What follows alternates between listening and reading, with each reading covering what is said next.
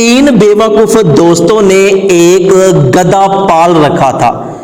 एक दिन वो तीनों दोस्त आपस में मिलकर अपने गधे को छत पर चढ़ाने लगे,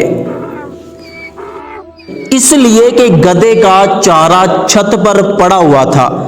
आखिरकार तीनों दोस्तों ने काफी मेहनत के बाद किसी न किसी तरह अपने गधे को छत पर चढ़ा लिया, और जब गधा छत पर चढ़ गया तो इन्होंने खूब अच्छी तरह गधे को चारा खिलाया, और जब गधे ने खूब अच्छी तरह चारा खा लिया, अपना पेट भर लिया, तो वो गधे को छत से नीचे ले जाने के लिए खींचने लगे।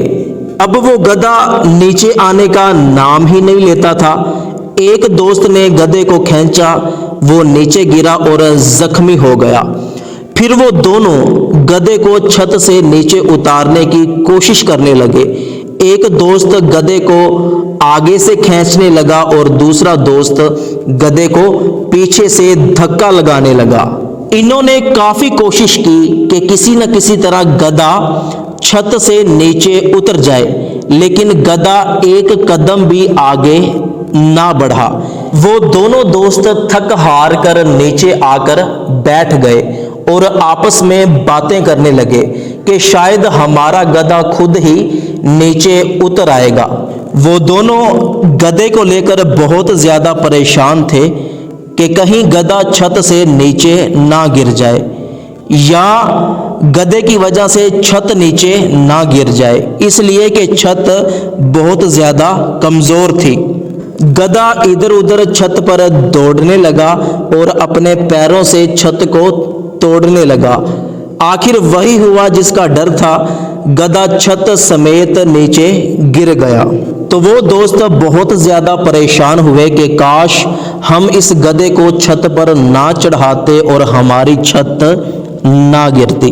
तो दोस्तों, इस गधे की मिसाल हमारे नाअहल हुक्मरानों जैसी है कि अवाम बेवकूफ़ी करके इनको कुर्सी पर बैठा तो देती है, मगर फिर ये हुक्मरान गधे की तरह अपना भी नुकसान करते हैं, मुल्क का भी नुकसान करते हैं और अवाम का भी नुकसान करते हैं।